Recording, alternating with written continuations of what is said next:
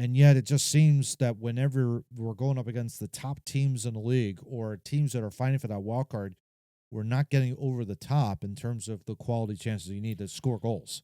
This game highlighted for me a concern I've had for a little bit, which is the undersized relative nature of our defense. Mm-hmm.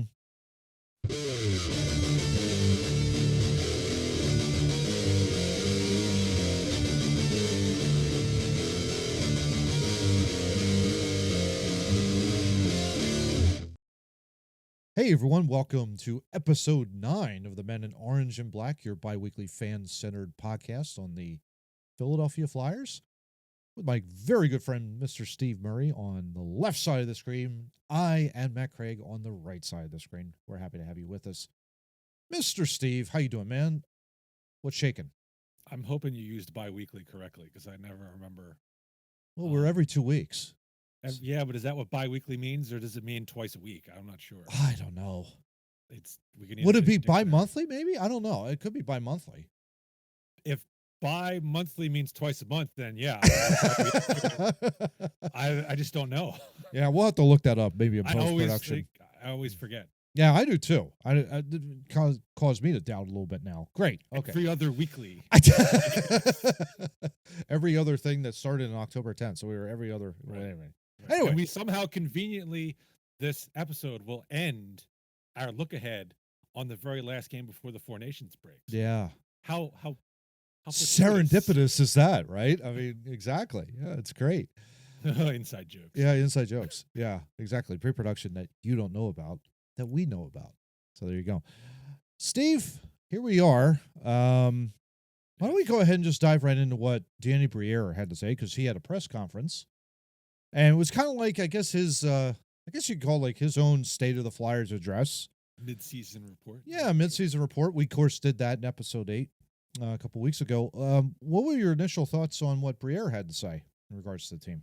He didn't reveal very much, which doesn't surprise me because as a GM, you kind of have to keep your cards hidden so that other GMs can't poach you. Oh, yeah. So when he says things like, yeah, we get calls on Ristolainen, but we're not in a rush to trade him. You know, that's at least signals to other GMs that it might cost a little more than you are trying to rip us off for. So I think I remember hearing the words, he's not a rental. He's not a rental yes. A few times. And it was like, that's interesting. He's got, 2 years left on his deal? So pretty much, yeah. Absolutely not a rental. He's everybody on this team who would be potential trade bait, I would say. And we'll talk about that, I think, a little more in period 2. Yep. None of them, they all have team control after this year. So he's right. Nobody on this team is really a rental piece that you think of where you're getting them for 20 games at the end of the season, and then you have to worry about re-signing them or not. Yeah. You know, nobody, including Ristolainen, is a rental, and so that should up the cost. And he's shown, he has shown with great coaching, how about that, that he can be a very valuable defenseman in this league, and especially with a right-handed shot. They're like unicorns out there. I didn't realize that growing up, that as a right-handed defenseman, you were a unicorn. Everybody was like, yeah, exactly. It was crazy. Right. They grow on trees down here in America, but not in Canada. Canada, it's always lefty. Yeah, we lacked all the skill. Well, yeah, because Canada does it the right way. Your dominant hand's supposed to be on the top. Yeah. Nobody taught us that. Yeah. So that might be part of the reason why we never made it. You know? Yeah. That's very true. Starting at 14 years old, it holds you back. That might hold you back a little bit. You're just out there just playing with your buddies. You know, you're not being taught what's going on. Right. But yeah, I mean, how did you feel confidence-wise if you had to do a scale 1 to 10? 10 being your most confident, 1 being least confident, Briere. Like, how did you feel about that? Like, after viewing what he had to say? Well, there was, like I said, there was nothing really said in there. Yeah. That bothered me or got me super excited. So confidence-wise, I guess a 7. Okay. I have no idea what he's working on. I don't know what his plan is. Sure. He seems to have a plan, is I guess the point. Yeah. And there seems to be a purpose with him, I think. Yeah. He's kind of following in that mantra, which is good. You kind of need that a little bit, I think, if you're in GM. and you know you're in a rebuilding phase, you're looking out for your own organization. You're also investing your draft capital in the players that you hope will be part of a huge and really good core of young players. And he didn't come across as delusional No. insofar as, if somebody asked, "Hey, do you guys need a number one center?" He wasn't like, "Oh, we've got 3 number one centers on this team." We just waiting for one of them to step. No, he recognizes. Yeah. Yes, we need a number one center. Yes. Yeah. He was not dismissive of the goaltending as much as others may be. Yeah. But he does, I think, recognize that goaltending needs to be worked on. Yep. And we need a number one center, and there are pieces that need to go. But I think he's very measured. He understands what the team needs. And the question will be, what is his plan to get us to where we need to be? Right. But he can't obviously lay that on the table for us because that ruins his chances of being able to deal with other GMs and other individuals in the league. Such a delicate balance. You're right. I mean, it's kind of like you're playing poker and you can't, but it's like the press is trying to get to that inside. What do you have in your hand? And like any good poker player, you're not going to show your cards until you know that everything's out on the table and you put all your bets in that regard. So yeah, I mean, credit to him for not, kind of jumping in the bait, but he's well aware of what's going on and what's happening there. But yeah, I thought it was encouraging. It's always encouraging to hear what he has to say, where he finds the team, how they look. I thought the fact that, he was very honest and sincere. At the beginning part of the year, early October, when the season was first starting, they really struggled. Definitely on the West Coast to start it wasn't unprecedented, but unusual, to say the least, for him to do that, or for the team to start out in the West Coast, I should say. But that being said, they kind of righted their ship, and they've been kind of trying to get their footing back as we now look ahead and take a look at the stand, really where we find ourselves. And well, I will add one more thing. Yeah, go ahead. Which is, I forgot what I was going to say.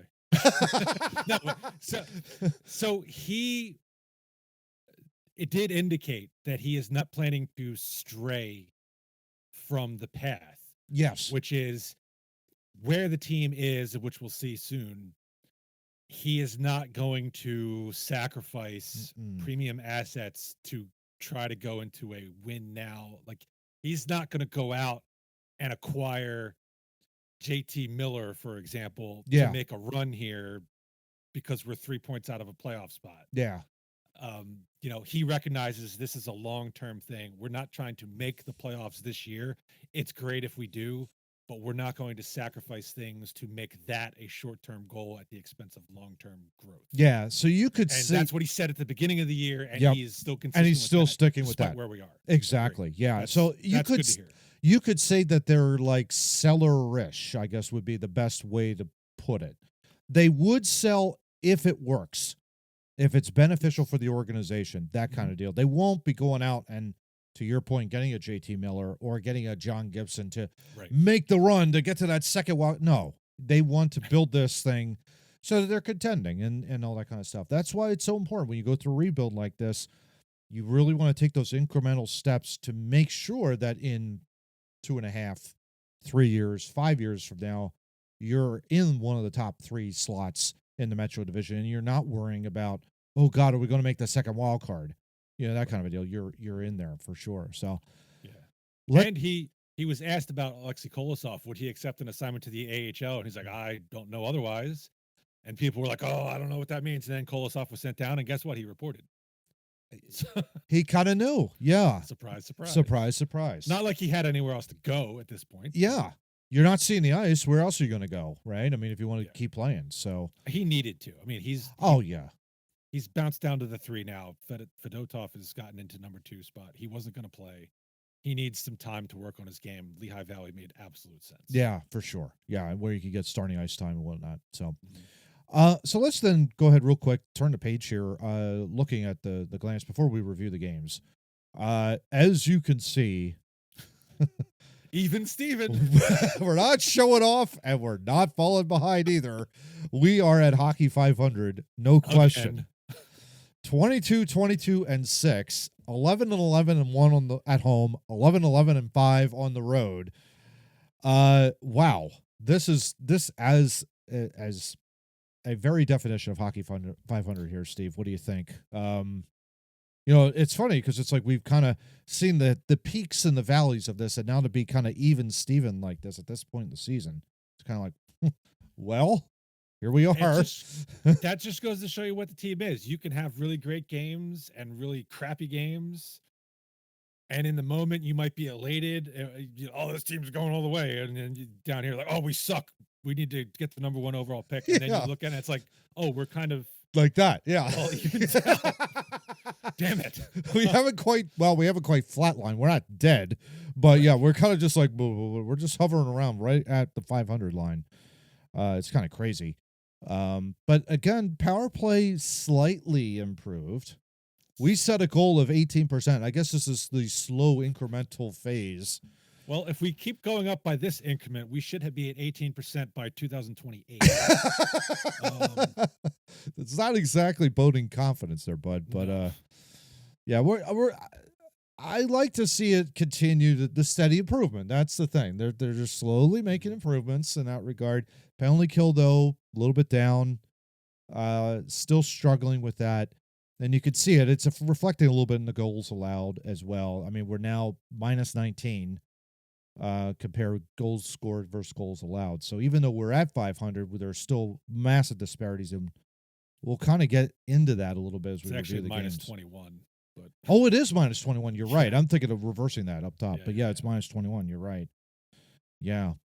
So, I guess, do we want to take a look at the wild card standings, or do we want to just dive right in? Why not? All right. Turn the page here. And as you can see, we're 4 points out of the first wild card.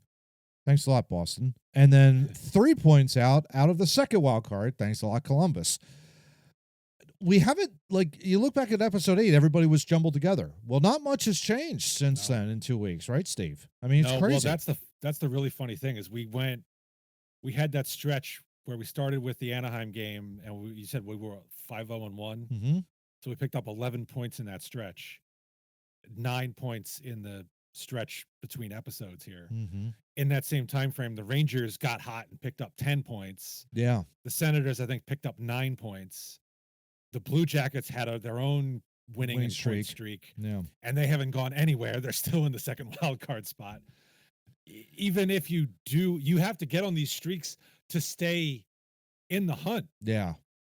Because if you fall out, other teams, it's all a jumbled mess. It's amazing how everybody's just piled in there, and only 6 points separates second from last to the second wild card spot. It's crazy. It's just absolutely insane. Yeah. I mean, I think we could write off the Sabres. They're pretty much done in that regard. But yeah, like the Islanders, they're only 6 back of the second wild card. Mm-hmm. Penguins 5 back. So it's anybody could get hot at any time. It's a matter of who's going to do it, who wants it, really. Of all of this jumbled mess, who wants to get into the playoffs? That's the thing. Yeah. I do see the Rangers coming back. I think they had a weird month and a half where they were really funky and really smelly. We could smell them from here about how bad they were. But now they seem to have righted the ship. And we'll get into that, obviously, as we go in through the games and the reviews. So why don't we go ahead and do that then? First game on the list, coming off Anaheim. We were worried about what's going to be the resolution out of the whole Quitter Gauthier game that happened 2 weeks ago. Well, they responded against the Florida Panthers, and Steve, you were hoping for 8. You weren't confident in Florida. Neither was I, but they come out of here with a 4-3 victory, including 3 goals in the third period. Just like we drew it up. Just like we drew it up after giving up 2 goals in the first, but it was... Including a shorty. Yeah. A shorty and a power play goal to Sam Reinhart. 2 of the things I told you not to do. Yeah. In last episode, you did them anyway, but you still won. We still won. It was crazy. We had 2 power play goals in the game as well. So, the Flyers' power play was massive. They were 2 for 5 in that game. That explains the 0.11% uptick. Exactly right. What what was your reaction when you first heard that? I mean, the Flyers had beaten Florida. Well, I actually think I saw a lot of that game, and to Your my reaction? surprise, this wasn't like we goalied them, right? Like No. Florida came out and dominated us, and we just had a goalie keep us in until we get. They actually played a really good game. I thought for long stretches they outplayed the Panthers, which Yeah. was a good sign. We've done that in years past, but this year we've hung tough with them, but we gave up a lot of goals. Yeah.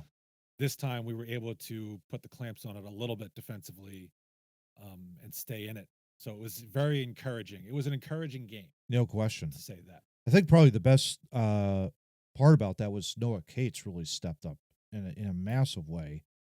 And I think he had a terrific like forehand backhand breakaway goal where he like the puck. Oh yeah, was this that? Yeah, I think it was. Yeah, and we'll He show caught the puck at the blue line, put it down, put it down, yeah, and that was a forehand fantastic backhand goal. over Bobrovsky. It was a great goal. Oh yeah.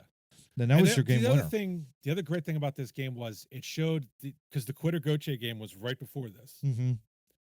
Or It after. had such Yeah. high emotions in that game. Mm-hmm. You worried a little bit about a dip Yeah. in the energy level. And maybe there was a dip in the energy level in the first period because they were down 0-2 after Mhm. that. But they managed to bring it back up and really play a really good game. Really So that amazing. was Yeah. another encouraging thing is they didn't let the high of the Gauthier game kind of wear off and Yeah. kill them in the next one. Yeah, exactly. Next night, you travel to Columbus, Ohio to take on the Blue Jackets. And in this game, this was all about the Zach Werenski show. My God, that guy is going to win the Norris. I completely agreed. He better. He might as well. I mean, he's just a phenomenal defenseman. Had a terrific game against the Flyers. Just seemed to be really annoying, too. Like, we would get up 1-0 and then 2-1, come right back to tie it. Tremendous. They had a chance to win it. It was almost like I kind of agreed with Torts. It's kind of a really bland game between the two. Nothing much really was happening. Yeah. But you escape with 1 point, shootout loss, but you get 1 point in the standings. I mean, you do, but Columbus is the team in that second wild card spot, which so you gave could them have an extra point. Yeah.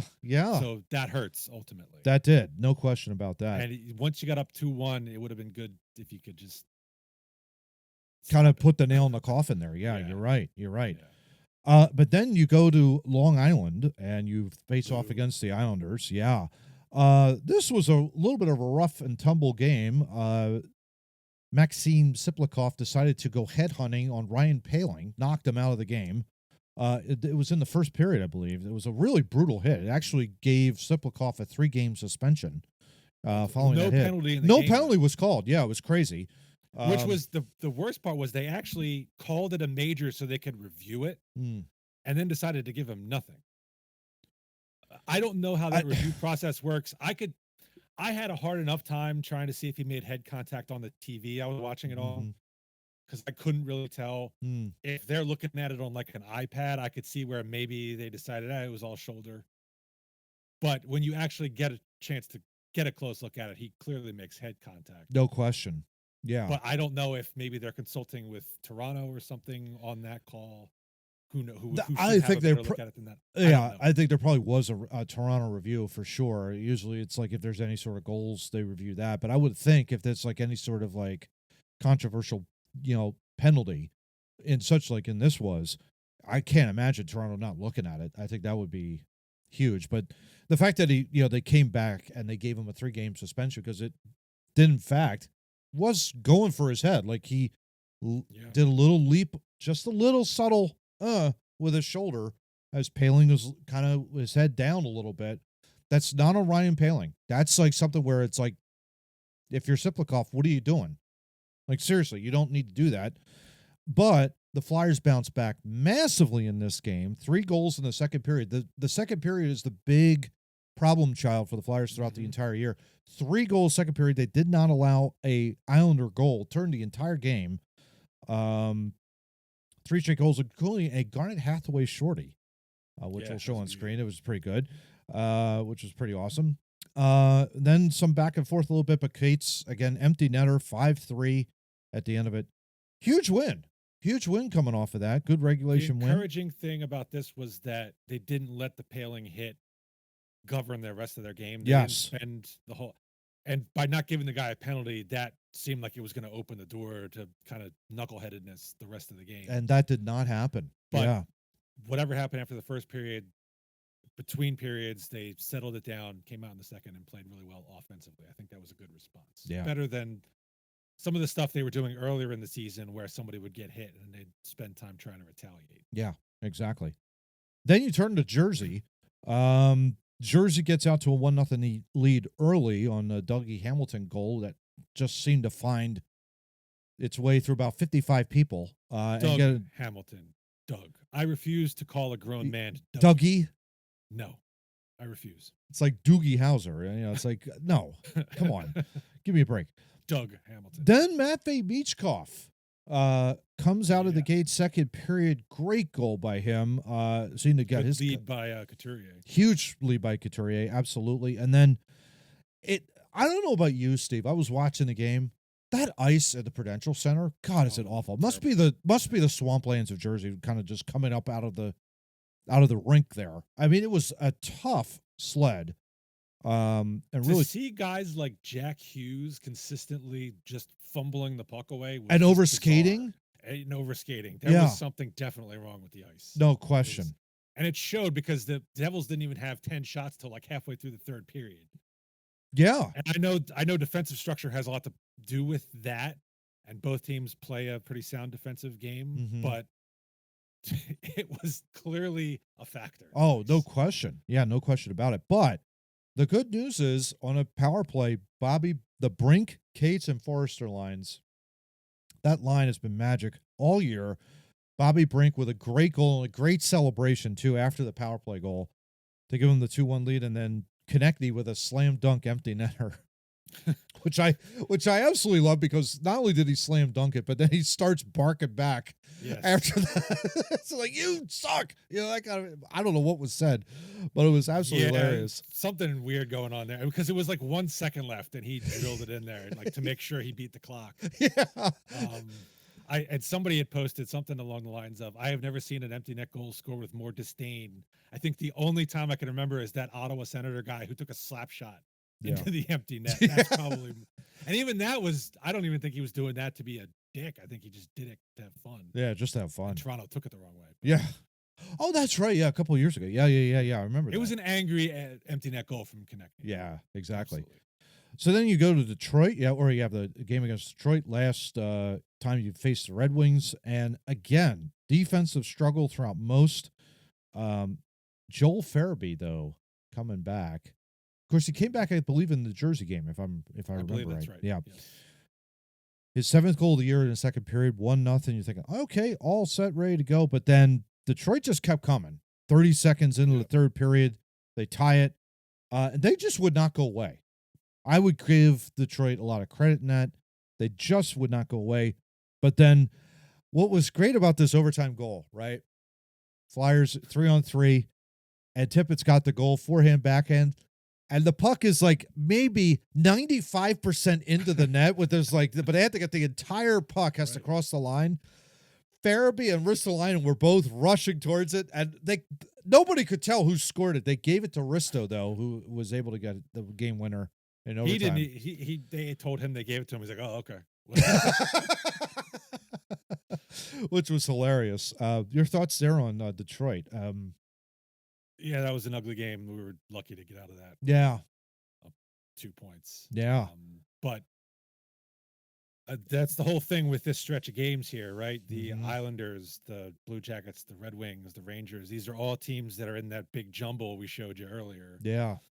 You need to be getting 2 points in regulation to kind of the overtime shootout stuff. That's not helping because it's just getting more points in and just keeping everybody tight together. Yeah, exactly. But then it kind of starts taking a little bit of a downturn, unfortunately. The Rangers and Islanders game, the Rangers, first time you had seen them since November, and first visit to Madison Square Garden this year. This was not very pretty at all. Before before you get into the actual details, I have a great Tim Saunders story about this. Oh yeah, go ahead. So I'm driving to my son's hockey game, Yeah. listening to this game.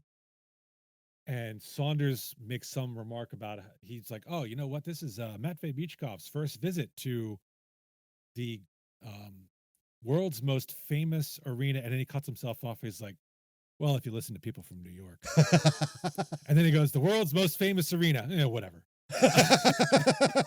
It's like, yeah, yes, just stick it. Yeah, exactly. right. Yeah. But this was a tough game, to be perfectly honest. 6-1 the final against the Rangers, not overly anticipated, I guess you could say, but the Rangers have been playing better as of late. Shesterkin is this just in. He's really good. He's a really good goaltender. Well, we broke his shutout streak of 100 and some minutes when we scored the first. Yeah, when we scored the first goal, that was Owen Tippett, deflected shot off Konechny. But yeah, this was a lot of tip-in goals, deflections, another tip-ins, that kind of stuff. And I mean, they were getting a lot of good things, in their way, unfortunately there. And Flyers just didn't seem, I mean, they were right there with them, but at the same time, 0 for 3 on the power play. Again, you have the man advantage, you don't score. Yeah. That's a big problem. You outshoot them 17-8 in the second period, but they get the goal. They get the only goal in that period. So you're working so hard to get chances in the net, and yet it just seems that whenever we're going up against the top teams in the league or teams that are fighting for that wild card, we're not getting over the top in terms of the quality chances you need to score goals. This game highlighted for me a concern I've had for a little bit, which is the undersized relative nature of our defense. Mm-hmm.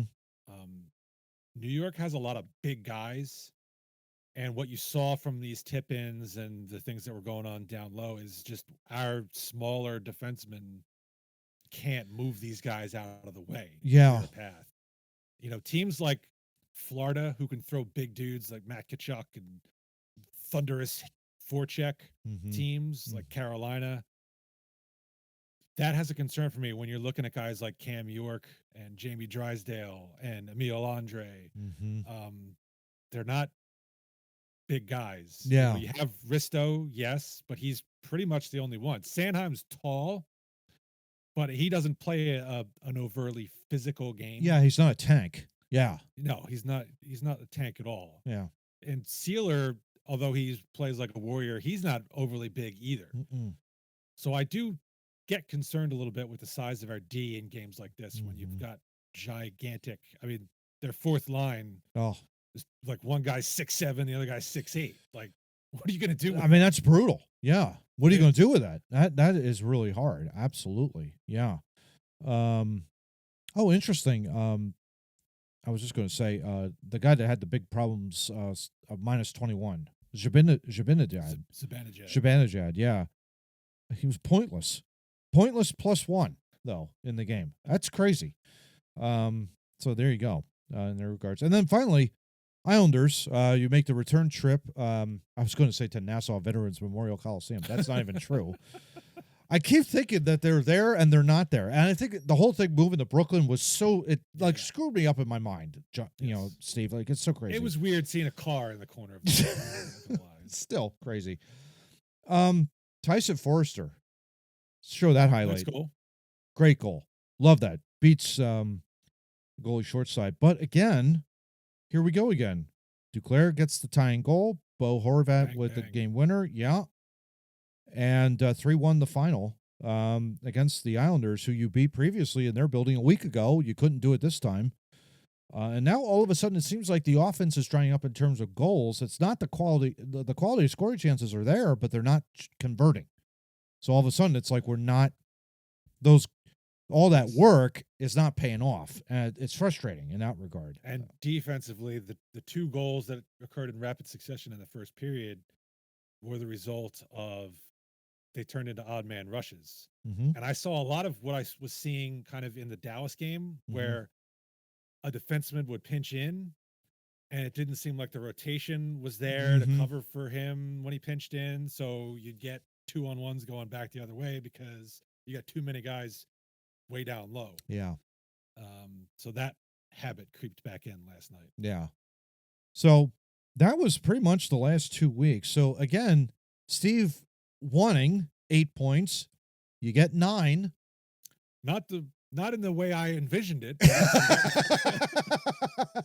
I think the Florida game was kind of, oh, wait, they got 2 points already? What the heck? yeah, I thought they had a chance to get 11, maybe even 13 out of 14. Yeah.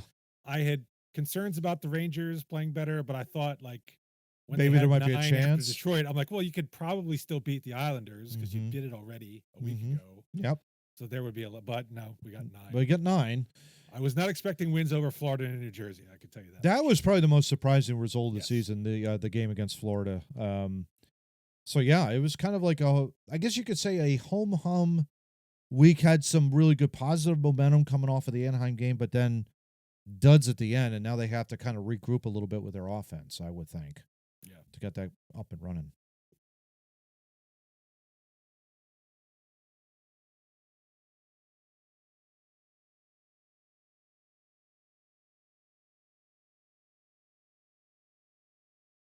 All right, period 2, episode 9, The Men in Orange and Black. Happy you're with us, of course. Steve, as we turn the page here, let's take a look at our studs and duds over the last 2 weeks, and I will give the baton to you. Who do you have as your stud over the last 2 weeks? This was difficult because we got 9 out of 14 points the last 2 weeks. Mm-hmm. But it was hard for me to find somebody who really stood out over Yeah, that time span. I guess Erison did a little bit. I was actually going to give it to Eric Johnson for his delightful behind the scenes work when Brian Smith does his Flyers game previews on Twitter. Yeah. Johnson is always seen in the background doing something goofy. Like the one day he was skating around reading Inner Excellence, which was the book AJ Brown was reading on the sideline. I love that. Yeah. Game. Yeah. And then I think it was before the Ranger game, he could be seen. He had like 3 sticks taped to each other. Oh my gosh. So he had a really long giant stick and was shooting with this long giant stick in the background. That's awesome. That's worthy of stud. Yeah. Yeah, absolutely a stud. But I will give it to Joel Farabee, who went out of the lineup, I think starting the Anaheim game, right? Yeah. Yeah. Obviously was struggling a little bit, sat out a few games, was brought back in after Paling was injured. Mm-hmm. And he has answered the bell. He had a few points. He's been much more noticeable on the ice. He's been playing with Coots and Michkov the last few games. I think he's back to, if not being where we want him to be, he's at least showing signs of life, which was not something we were seeing before. So I gave it to him kind of as a default. Nice. For me, it's Travis Konechny, clearly the best player points wise on the team for sure, and starting to take more and more of a leadership role. I think slowly but surely on the team. Goal, 5 assists in the last 5 games. He's having a phenomenal year. +3. Angry as well. empty net goals. Angry empty netters. I mean, you can't go wrong with an angry empty netter up in New Jersey, where everybody was overskating the puck. I think it was probably more of a collective anger at just how bad everybody was playing. He said, you know what? I'm just going to just shoot this into hell with this damn arena. I hate Prudential Center. Get me out of here. Right. And that kind of a deal. Screw you, New Jersey. Yeah, screw you. Yeah, exactly. Speaking of duds, we have to talk a little bit here on the duds of the last 2 weeks. I'll lead off with this one. And this is kind of difficult because I think there is some sort of personal issues going on outside of the world of hockey for this guy, Scott Lawton. Only 1 assist in the last 5. He's +2, which is not bad, but I kind of want to like take a stick and poke him and say, just do something. Are you going to do anything? Like, what's going on there? There might be more to it. There's probably the trade rumor, which we'll get to, of course, with the TSN Trade Tracker, not sponsored by the Men in Orange and Black, but it just seems like ever since that 4-goal game of Detroit, what's he done? That's the Am thing I with wrong Scott on that, Lawton. or No, like you're not? I mean, he doesn't. He shows flashes, and he'll have stretches where he plays really well, and then he'll have stretches where he does dumb stuff, or he's just not noticeable. And I think at this point, that is who he is. Yeah. And yet, you're right. I don't know what the family issue is that's caused him to miss the last couple games. We hope it's nothing serious. yeah, Things go well for him. But absolutely. you're right. When he was on the ice, and who knows, mentally, whatever. But Yeah, it right, could be a lot going on he there. hasn't done a whole lot. Mm-hmm. Yeah, that's for sure. Yeah, for sure. Your dud, Mr. Murray. What do you think over the last two? I had a similar issue with the dud, as I couldn't find somebody who really sucked for 2 weeks. Yegor Zamula had a god awful first period in the Ranger game. Yeah, well, I will say. Yeah. But I outside of that, I thought he's been okay. Mm-hmm. So I'm going with the overall offense. Yeah. And ironically, I think it may have even started with the Islander game after Paling. They had that good second period. But ever since then, the New Jersey game, outside of the empty net goal, they only scored 2 on the goalie. Mm-hmm.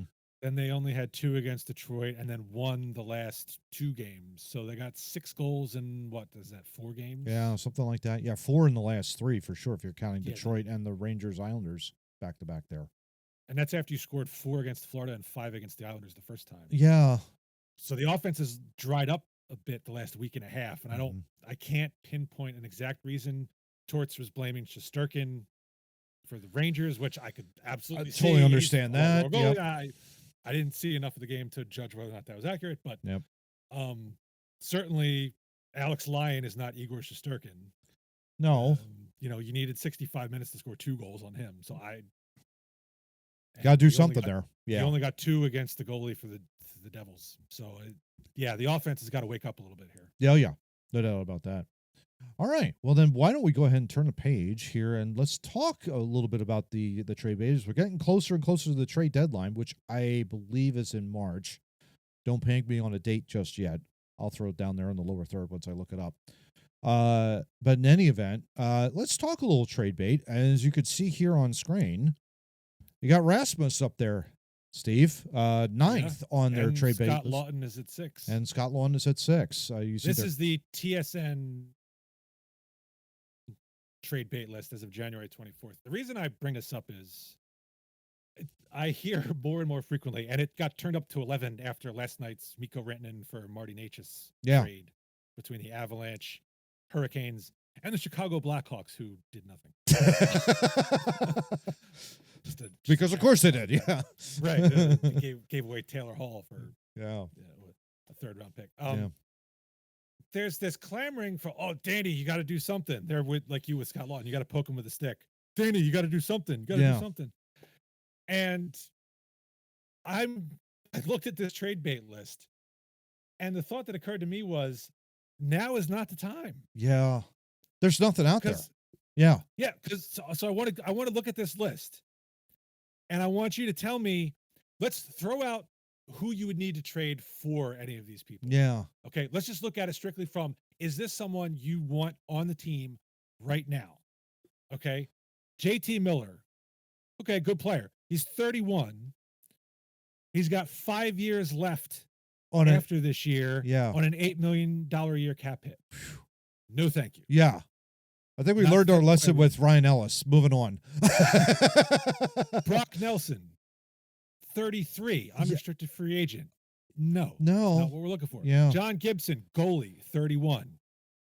Yeah, John Gibson's nice, but you got a 31-year-old goalie on this timeline? I don't think so. I was just going to say, if you are going to bring him in, what does that mean? Do you mean that, you want to sell out, you want to go for those wild cards and maybe try and accelerate it? But again, to your point, he's not 28.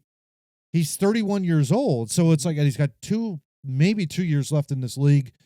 I mean, goalies play for a long time, but he's been a very, very old goaltender. That's for sure. I mean, obviously his age has been around a while in that regard. Yeah, but you also have a lot of, and I know, yes, we've got struggles with Eriksson staying healthy. Fedotov is getting acclimated. Kolosov just got sent down. Yep. But you've got these guys in the pipeline. You've got Zvragin. You've got Bjarnason down in juniors. You've got a nice young goalie pipeline with lots of prospects. Yeah. Why are we going to block any of them? And just to make a run. Have in these guys just to make a run with John Gibson. Yeah. David Savard, defenseman from Montreal, 35. No. Marcus Pedersen, defenseman, 28. No. $4 million. And he's on UFA after the end of this year. Yeah, he's a rental. No. Scott Lawton. Oh, wait, we have him. Trent Frederick. Okay, 26, but 14 points, though. 14 points. In 48 games. What's he doing up there? That's my question. Centers, but yeah, he's not a 1C. He's not a solution. No. Yanni Gourde, 33-year-old center. No. Risto, he's ours. Okay, Elias Pettersson. Yeah, I'd be very happy to trade for Elias Pettersson. Look at that cap hit, he's 26, but look at that cap $11 million a year cap hit with 7 years left. We don't have that space right now. Wow. We can't afford to take that on. Yeah. You'd have to move like at least a number of different other pieces in order to get Pettersson here. Absolutely. And you're going to be gutting the roster. Yeah. And now you got to backfill. Yeah. There's no point in trying to get him right this instant. Hey, look at that. There's a Ryan O'Reilly signing. How about that? Seth Jones, defenseman, 30 with 5 years left on a $9.5 million cap hit. No. If you're okay, real quick on that, how about that signing with the Chicago Blackhawks, right? I mean, you're thinking like, okay, defenseman of the future. And boy, was that ill timed. He fell off a cliff, man. I don't know what happened. What happened there? Yeah, exactly. Yeah. Jake Evans, center, 28. He's a rental. Nah. Ivan Provorov is what? Look at that. Good grief. That's a hard pass. Ryan Strome, center, 31. 2 years left on $5 million. No. Yeah. Ryan O'Reilly, 34. 2 years left. No. Retired. Yeah. Drew Connor is a winger. We don't need wingers. Nick Robertson, winger. We don't need wingers. Yeah. Matthew Olivier, winner, tried to take Emil Andre's head off. We don't need wingers. Yeah. Cody Ceci, 31-year-old defenseman. Brandon Tanev, 33-year-old winger. I could see a Cody Ceci coming in here maybe like during the summer, but not for a rental. Like, what are you doing with him if you trade for him? Especially if he's a UFA. You wait until July. And if you don't clear out any of our current defensemen, now you're bringing in another guy. You're blocking guys like Emil Andre, Hunter McDonald. You're blocking Oliver Bonk potentially. Yeah. I don't see that as productive. Yeah. Justin Brazeau, a winger. Was he moving the needle for you? Ryan Donato, is he moving the needle? Nick Bugstad, 32-year-old center out of Utah. No. Kyle Palmieri, 34-year-old winger. No. Michael Granlund, 33-year-old center. No. Michael McCarron, 30-year-old center. No.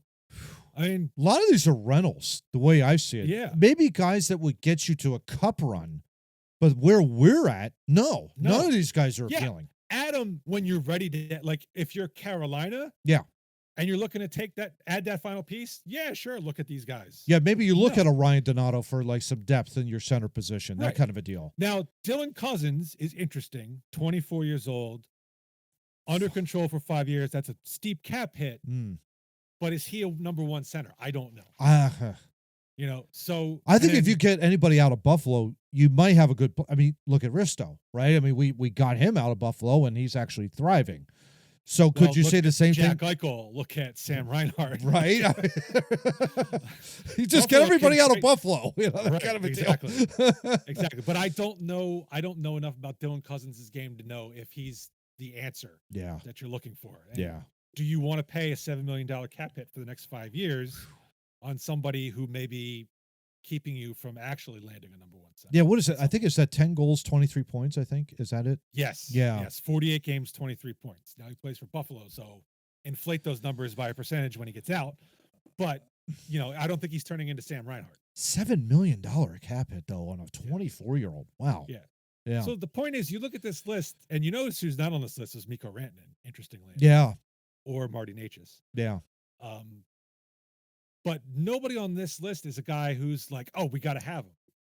And so then even if they were, now you have to get into, do we have the space for them? Do we have the assets to trade for them?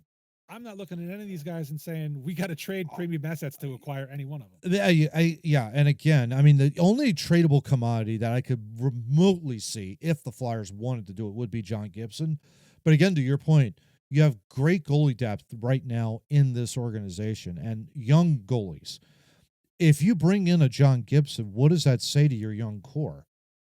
In that regard, it's like you basically would have to put Sam Emerson as the backup And then you have essentially Fedotov sitting on the bench where he's proven himself to be a backup goaltender. Well, he's proven himself to be a backup goaltender, but we're still at a limited sample size for him. You need to know over a full year Yes. what he is. Yeah. You need to know what Sam Ersson is over a full year.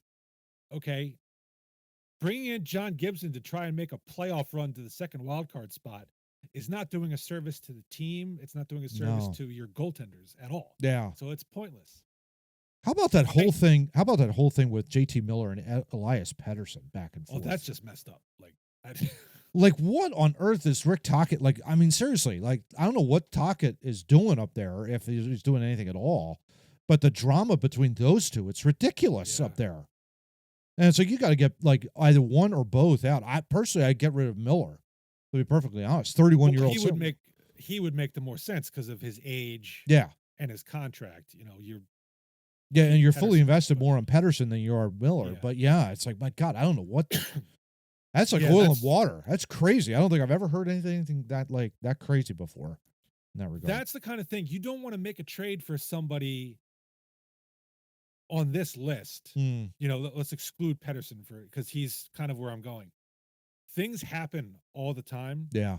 Somebody's unhappy. A team unexpectedly sucks. A guy wants out. A high-profile guy who might be worthwhile. You're better off waiting to see if one of those situations comes along than trying to trade for someone else on this list and wasting assets that could have been directed to a better trade. Yeah. So I think people just have to understand, it sucks because the Flyers of the old days. Oh, they're looking at this list and going, okay, who can we fit and what can we do to move those assets to get them? Yeah. I'm getting 2 or 3 of these guys. Oh, you want to get rid of Tony Amani? I'll take Tony Amani. I'll take Alexei Zhamnov. I'll take Mark Recchi from Montreal. Yeah, no, exactly. Absolutely. Hell, we'll even throw Adam Oates. Oh, wait a minute. We don't want Adam Oates. Sorry. Right. Oh, God. Clarky, what were you doing? You know, that kind of a deal. Yeah. That spoiled us. Yeah. And I think there's also a tinge of the video game generation. Oh, yeah. People can just make trades. They could just force their way into it by making the computer accept something. And there's no consequence to what you're doing. Or, right. you know, Danny Briere can't do that. Yeah, exactly. Okay? And he has to stick with the plan to do this thing slowly. And I think we're not at the time period where deals for these types of players can be made yet. Even Rantanen, because they're just psychos out there who are like, why weren't the Flyers in on this? Rantanen is a rental. Yeah. With no guarantee he was signing. And when he does resign, Leon Draisaitl, he might not be quite Draisaitl's level, but he's going to be in that ballpark range. Oh, yeah. Which we still can't fit in yet. Yeah. Okay? Yeah.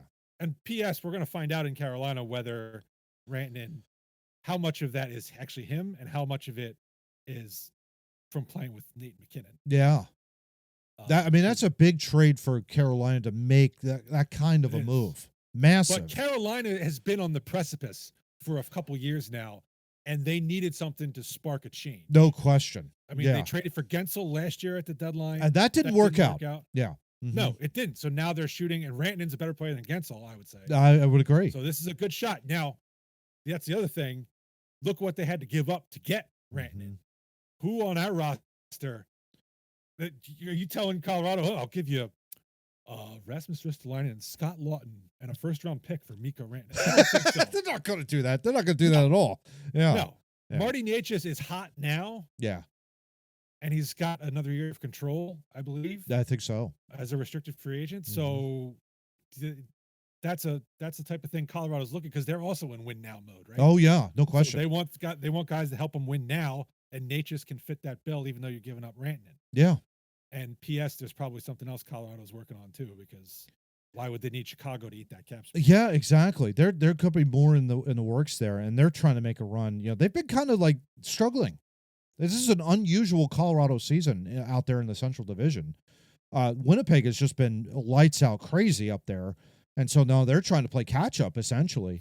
So that trade was massive for them to get a Marty Necas in that lineup, especially with McKinnon. So it'll be interesting to see what goes out there. But yeah, the broader point, again, talk about with the Flyers, you're looking at a total rebuild. There is nobody that is out there right now most of those guys that are on that the TSN Trade Tracker too, did you happen to notice, Steve? They're all unrestricted free agents.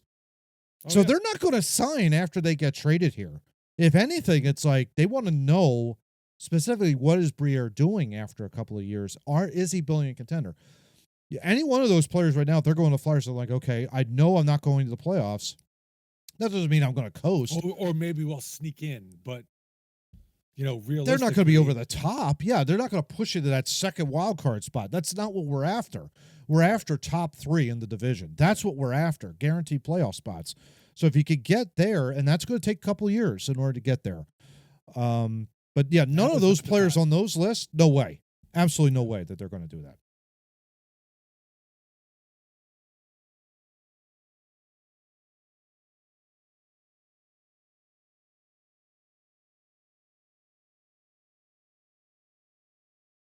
You know what was amazing about that listing too with Ivan Provorov? Man alive. That, what was it, $6 million hit plus, I think. Something like that. I remember when he was drafted here, I kept thinking, boy, this guy's going to be a Norris Trophy candidate. See, sometimes even I get stuff wrong, like massively wrong. Well, you weren't the only one. I mean, Pierre Maguire, I remember specifically in that draft, talking about him being a number 1. Yeah, I know. And, for the first couple of years, I thought I could see it. Yeah. That first year, I remember that first year, they played the Penguins in the playoffs. Mm-hmm. And he was playing through like a grade 3 shoulder strain or something. Yeah. And he was so upset that he had made a mistake in the game. Yeah. I feel like somewhere along the way, he lost his passion for the game. I think so too. Yeah. And I don't know why or when or how, but like he used to care. He just doesn't seem like he cares. There was also that huge controversy. Remember when they were going through that whole Pride Month thing or something like that in the NHL? Now, they've toned that down considerably. Yeah, but they were targeting him in that regard, and it was like, that was so stupid. They were, but I feel like this started way before that. But before that too, yeah. That shoulder separation, I think, was huge. Strain. You're right. Yeah. But he was passionate about his play in the series. Yeah. Back then, and somewhere along the way, he just seems like he lost it. That's a shame. Yeah, really is. I think he had some tools. Oh yeah, but he could definitely move, and he had like great vision with the whole bit. And I remember seeing him in his junior days. I'm thinking like, oh my god, this guy's just flying all over the ice in a whole bit. Yeah, it's a shame, but I mean, in that regard though, not everything works out. Not everything does work out. Just ask Seth Jones. Not everything works out over there in Columbus. So that dude was a stud. I don't know what happened. Yeah, I don't know what happened to him. It's kind of like, huh? Wait, what? Speaking of what, let's look ahead the next 2 weeks. And, this is going to be very interesting. 7 games, 14 days as we get closer and closer to the Four Nations break, Steve, which is going to be Metro teams in there. Yeah, a lot of Metro teams in there. 5 games in 7 days, or 5 games in 7, I should say, against Metro Division opponents, 2 out in the Central. But we begin, of course, with a home-and-home series with the New Jersey Devils. So back-to-back, and all of a sudden you're 3 games done with the New Jersey Devils. Crazy how a compressed schedule can do that. But yeah, you beat them up there, 3-1, a very sloppy game. First game at the Wells Fargo on Monday the 27th, and then the 29th. They're kind of struggling a little bit, the Devils. They, ever since, they've been kind of slipping a little bit in the standings, They've lost 4 of their last 5. Lost 4 of the last 5. Including the one to us.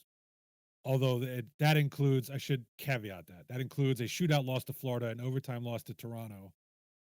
Those are 2 really good teams. Oh, yeah. Oh, yeah. Contenders. And they just beat Boston 5-1, but Boston has its own issues. Well, yeah. So their record isn't great in their last 5, but the bigger problem for them is they just lost Jacob Markstrom for 4 to 6 weeks. Oh. With a sprained MCL. Oh, wow.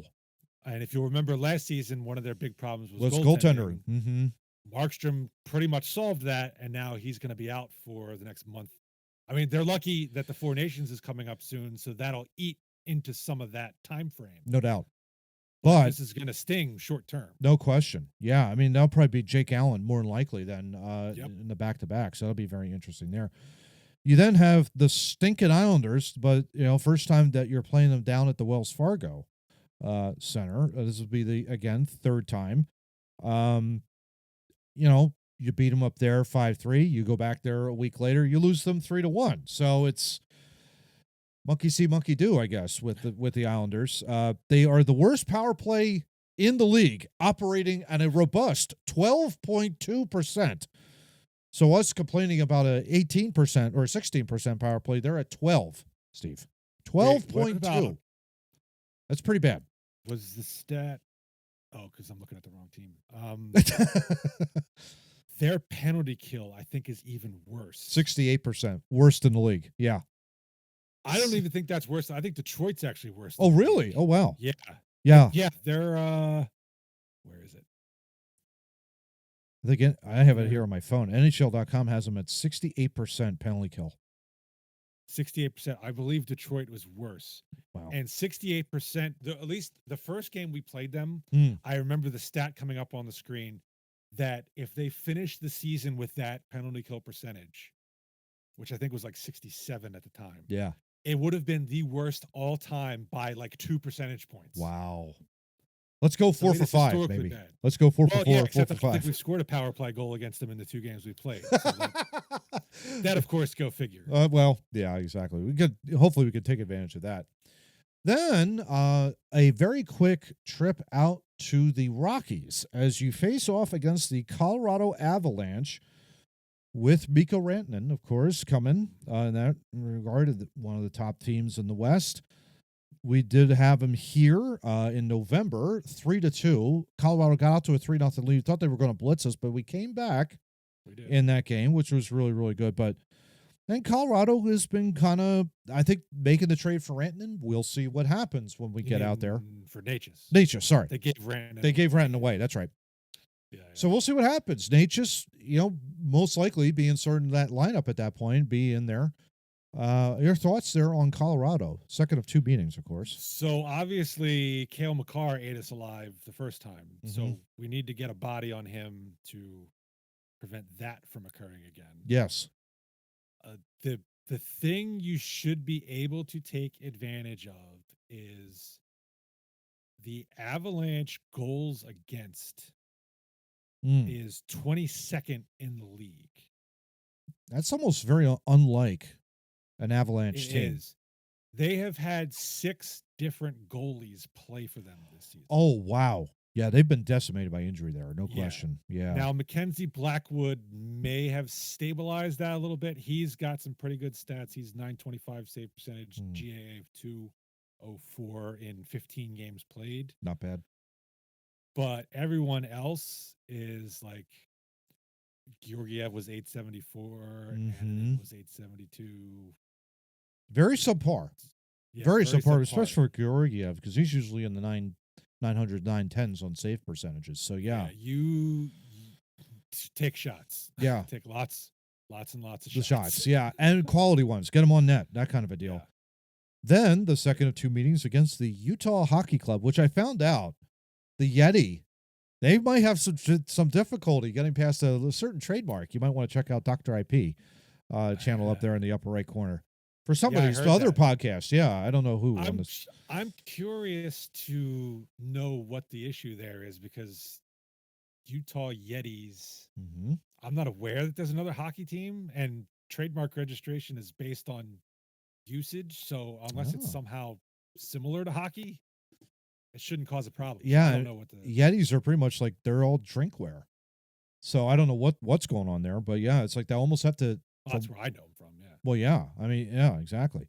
But yeah, of course, it's a rematch of we have them here December 8th. They beat us 4-2. They've had a very, I would say, steady season. I guess they're not certainly any of the top 4 in the Central. No. They're better than Nashville, which I didn't think was even possible. They're 19th in goals for. They're 14th in goals against, so they're kind of middle of the road. Guess what? It's a battle of the mids, I guess. In that regard. Pretty much. Yeah. I mean, they're above average on the power play, above average on the penalty kill, but not by a whole lot. They're just kind of I would say, average team. I mean, Clayton Keller and Logan Cooley obviously are their big point getters. Don't know. Yeah. I mean, I wasn't overly impressed with them when they came in here back earlier in the season. Yeah.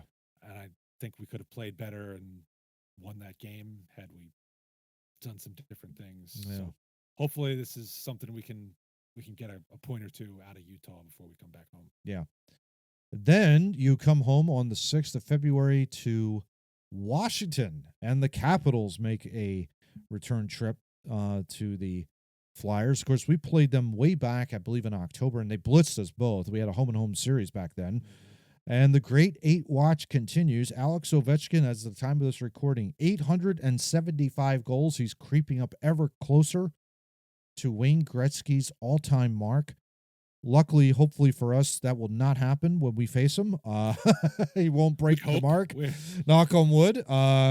That'd be a lot of goals scored in like 5 games. You know, he'd have to. He's like, I think 20, less than 20 away, which is just a remarkable thing. You know, I never thought Gretzky's record would even be touched or sniffed, and yet here we got Alex Ovechkin that probably will break the record more than likely. Probably. And probably he also only has like 10 career assists. So yeah, exactly. But your thoughts there on Washington, Steve? You know, they're Metro Division leader, and they have stayed Metro Division leaders for the longest time. Very unlike. I don't think anybody had that on anybody's radar or bingo card, whatever you want to call it, this season. After last season, I thought they were on the slide. I'm not sure who could have foreseen this. They are second in goals for, which isn't a shock given Ovechkin and the offense, but they're also second in goals against. 10, and that's without Oshie. So, I mean. Yeah. And Backstrom and all those guys and the gang down there, 10 regulation losses all year. I mean, by far the best record in terms of losses. I mean, it's not even close. Toronto has 17, Winnipeg with 14, Vegas with 15. Carolina with 60. I mean, they're blitzing everybody. It's really remarkable, remarkable year. But they're getting, and they are very balanced. Yes, they don't have anybody who's running away scoring wise, but they got a lot of guys with over 30 points. Yeah, it's really spread out. No question. Now that just means that they're going to win the President's Trophy and then lose in the first round of the playoffs. So you never know. Good mouth to God's ears. Exactly right. They've won 6 in a row. It's not good either. Yeah. Oh boy. Then you have the Pittsburgh Penguins to finish out before you hit the Four Nations break. Of course, this February we'll be facing the Penguins 3 times. This is the first of 3 in this month. Of course, prior to Christmas, they killed us 7-3, but they have really, really struggled all throughout the year. Worst defense in the league. Second worst? Okay, second worst? Yeah. 31st. Yeah. 181 goals against. There is no reason why we cannot get up for this game and kill them. Honest to God, we need to put the foot down on this team, and I'm so sick of Crosby. I'm so sick of Malkin. It's like I'm done with them. You know, I want them to bury them in the ground, for God's sake, Steve. I'm having much trouble understanding this team. And they beat the LA Kings 5-1. And the LA Kings are no joke. They're legit. Powerhouse out west. Yep. And then they lose to Anaheim 5-1. Like, what are you guys? Seriously. And the minuses on this, Sidney Crosby has 51 points. That's over a point a game. 50 games played, 51 points. He is minus 19. Ricard Raquel, minus 17. Brian Rust, minus 22. Malkin, minus 19. Erik Karlsson, that defensive stalwart, minus 15. Michael Bunting, minus 14. Like, their top scorers are all over minus 12. It's insane. 185 goals given up by the Pittsburgh Penguins. Minus 36 as of the day of this recording, January 26th. So, yeah, they're not very good. It's amazing that we're above water with them, basically. I know, right? Points-wise. Are we going to get the team that beat LA, or are we going to get the team that got crushed by Anaheim? Oh, yeah. Hey, roll the dice, man. You know what? I would love a return. I've always said, let's bring back the 80s hockey when the games were like 6-5 or 10-8. I want that to happen. especially in 2012 in the division in the conference quarterfinals years ago. That was a wild series because there were so many goals. Bring it back, baby. Come on. Didn't they have like there might have been like a game like way back in the early 90s with Lemieux and all those guys. Oh, I'm sure. That was at least like a 11-10 or something like that. I have to look that up post production, but yeah. Oh, you're probably going to get that type of game just the way these two teams are, at least at the moment. I still think that 2012 series, while it was fun and entertaining, I still think that's why we lost to the Devils next round. Oh, no question about it. Yeah, we had no defense we whatsoever. We couldn't get back to like playing sound hockey. We were still in free flow mode, and the Devils were like, "No, we're gonna, you know what? We're going to shut you down right now." Yeah, exactly. So that is the final game. The Penguins game on the 8th is the final game before the Four Nations break. So when we recap that, of course, we'll look ahead, I guess, to the Four Nations. We'll preview the Four Nations and see what, that may transpire. But not that we care very much about that. Yeah, I mean, hopefully Team USA wins. But, I mean, I think it'll be a fun tournament, more than likely. But it'll be, more importantly, we get rest. You get 2 weeks off. Mm-hmm. You play Edmonton coming back, which is no tall order. You're playing the Edmonton Oilers. So that's going to be interesting. But your thoughts, Steve, on these 2 weeks to wrap up episode 9 here. What do you think in terms of what would be your want, the number of points out of this collection of group? How many points do you see out of this here? All right. I want 2 out of the 2 Devils games. Yep. So either win 1 or force both to overtime. Yeah. I want 2 out of the Islander game. Yeah, that should be a win. Yeah, gotta win that. Yeah, I need Patrick Waugh to turn into a cherry. I need pull your goalie in the defensive zone. Damn it! Yeah, right. In a tie game. He's crazy enough. He might do it. He might do it. Yeah. I want 2 out of the Utah game. Yep. What do I have to 6? That's 6. Yeah. And I want 2 out of the Pittsburgh game. So 8. The break. Yeah, 8. So 8 out of what is that? 7 games. That's 7 games. 14. So 14. Yeah. 8 out. So same thing we had last time. I want 8 out of 14. Which means they'll probably beat Colorado, Jersey twice. They'll sweep Jersey and lose 9-4. Yeah, exactly. And it'll be 9 points, and you're kind of sitting there, kind of going, "Oh, wait a minute, that's not exactly what I wanted." Wait, it's what I wanted, but not really how I wanted. It's like, what's happening here? Crazy. What bizarre world are we living in? Oh goodness. Yeah, we'll see what happens. I mean, but at that point, it'll be just fascinating to see like where the Flyers stand at that point, especially heading to the 2 weeks off. You got Michkov with the break, Erison with a break, because then once you turn the corner and you turn to March, it's going to be loads of fun. Games every other night as you make your way into April. It's crazy that we're at this point in the season. It doesn't feel that way to me. I don't know why, but it's amazing how fast an NHL's regular season goes. Because they jammed everything in to beat the Four Nations, and then they're going to jam everything in at the end. Yeah, no doubt about that. We don't have a nice flow. Yeah. This sequence right here probably would have been 6 games spread over 2 weeks. Yeah. Instead of the 7. Instead of the 7 and 14. Yeah, exactly. Yeah. So that concludes episode 9 of the Men in Orange and Black. Join us, of course, in 2 weeks when we'll review the games that we just previewed here for you, and we'll look ahead, of course, to the upcoming Four Nations tournament.